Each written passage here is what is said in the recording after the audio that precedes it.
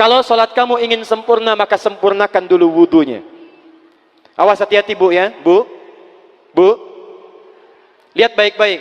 Kata para ahli hadis, kenapa Nabi mengajarkan wudu dulu? Padahal orang ini yang salahnya sholatnya. Kenapa wudunya yang diajarkan? Kata para ahli hadis, ini menunjukkan ada kaitan antara wudu dengan sholat. Kalau orang benar wudunya, pasti benar sholatnya. Kalau orang wudunya salah, akan berdampak pada tidak sempurna sholatnya. Silahkan ibu cek, anak ibu wudunya seperti flash, cepat, kilat.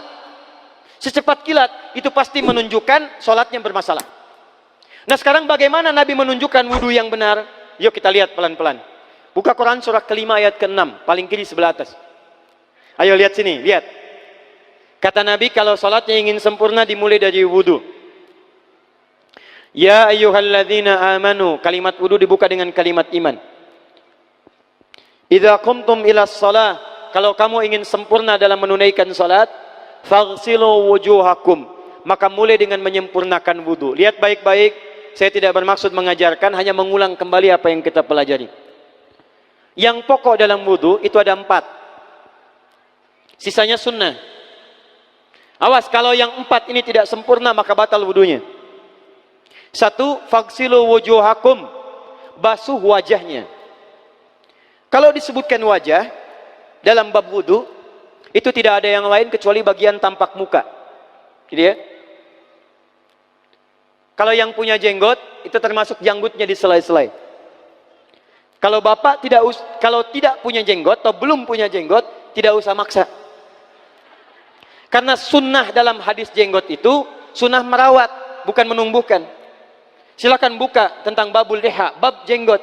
Itu hadis-hadis tentang sunnah jenggot, sunnah merawat bagi yang punya jenggot. Tapi yang tidak punya jenggot jangan dipaksakan. Beli arang, sok. Beli timun, tidak usah. Ya, tapi kalau ada jenggot ya silakan rawat dengan baik supaya menampakkan nilai-nilai kemuliaan. Tahan. Sekarang kita mulai. Bagaimana cara berwudu yang baik? Perhatikan baik-baik. Kata Quran faghsilu, membasuh wajah, kalimat Qurannya menggunakan kata ghasala. Ghasala itu ambil airnya, tumpahkan di tempat yang dibasuh. Ambil airnya, tumpahkan di tempat yang dibasuh. Mohon izin, tahan sebentar. Mas, sini mas. Punten ya, yang kan bantosan, kadia sekedap. Sifat wudu cuma ada 3. 1, pakai keran.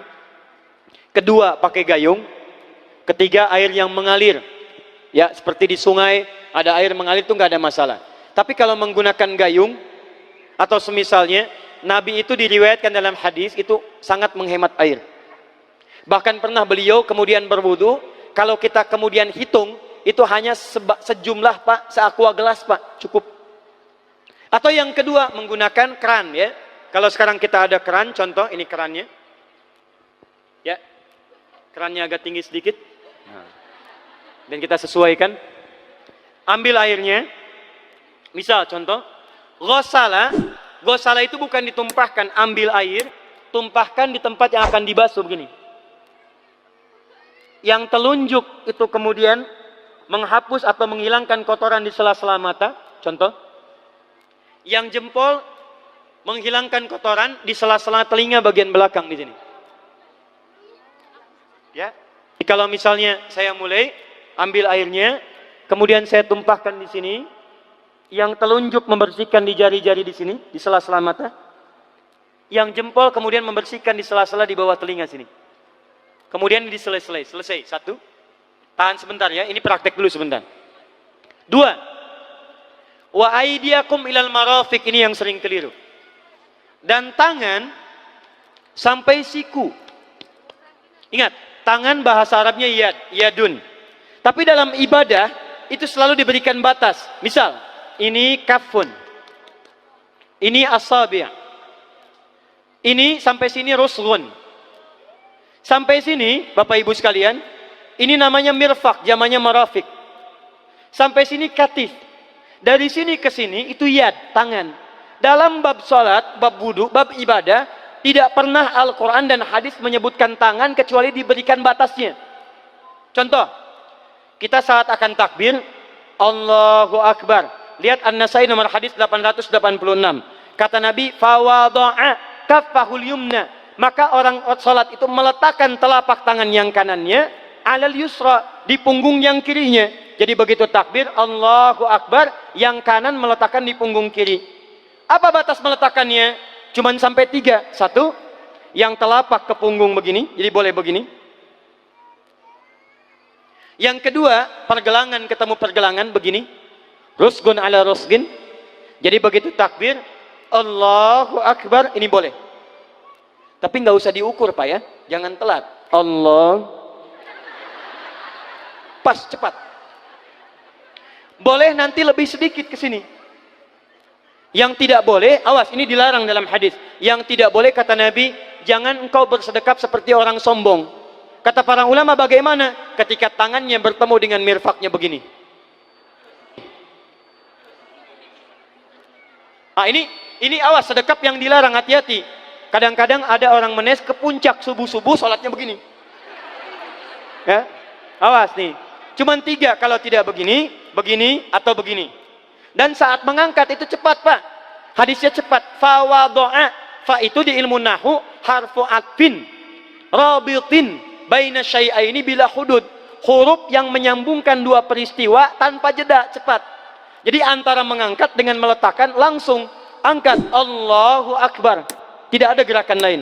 Maaf, saya tidak bermaksud menyalahkan. Saya alhamdulillah ada koleksi 1235 kitab hadis.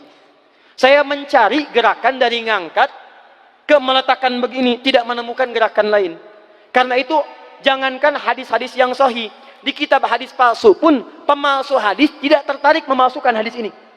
Saking jelas, jadi saat mengangkat langsung begini. Kenapa saya penting terangkan? Karena ada sebagian saudara-saudara kita merasa tidak enak, Ustadz, kalau saya takbir masa kiri duluan, sedangkan kiri kurang bagus, yang bagus kanan. Saya mah pengennya begini aja lah, begitu takbir kanan duluan baru tutup dengan kiri. Jadi begitu diangkat Allah, kanan masuk, kiri begini tutup. Kadang-kadang kaki naik dikit. Nah, itu maaf, saya tidak bermaksud menyalahkan, tapi saya belum menemukan hadisnya.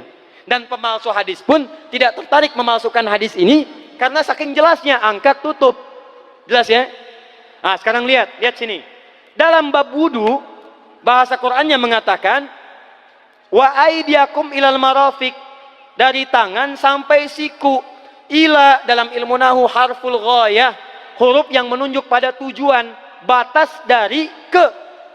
Ana minal an sa'adhab min Menes ila Bekasi. Saya setelah ini akan pergi dari Menes ke Bekasi. Jadi saya berangkat dari mana? Menes. Tujuannya kemana? Bekasi. Tujuan dalam bahasa Arab menggunakan ila, harfu ghayah. Dari Menes ke Bekasi. Menes ila Bekasi. Dalam wudu, lihat. Aidiakum ilal marafiq, ila sampai siku. Bukan dari siku ke tangan. Jadi saat kita mengambil air wudu, ambil airnya, tumpahkan dari sini ilal marafiq sampai ke siku ke sini. Balikan lagi ke depan. Jadi bukan kerannya dibeginikan, sikunya dibeginikan, takut, bukan. Jadi bukan siku diteruskan ke bawah. Yang tepat itu ambil airnya, kemudian basuh dari sini sampai dengan ke sikunya. Hati-hati, ini ada maknanya. Dan jika benar di hadis Muslim, jika orang wudunya benar seperti ini, maka bersamaan dengan jatuhnya air wudu itu, jatuh pula dosa-dosa dan kotoran yang melekat pada anggota tubuhnya. Tidak cukup dengan amin, nanti kita lihat dulu.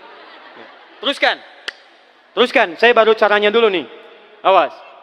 3. Wamsahu biru'usikum. Wamsahu, lihat. Untuk wajah pakai gosala, basuh. Tangan gosala, basuh. Tapi ketika berpindah pada yang ketiga, wamsahu, berubah jadi masaha. Tahan sebentar ya. Calik. Duduk sini aja. Lihat sini.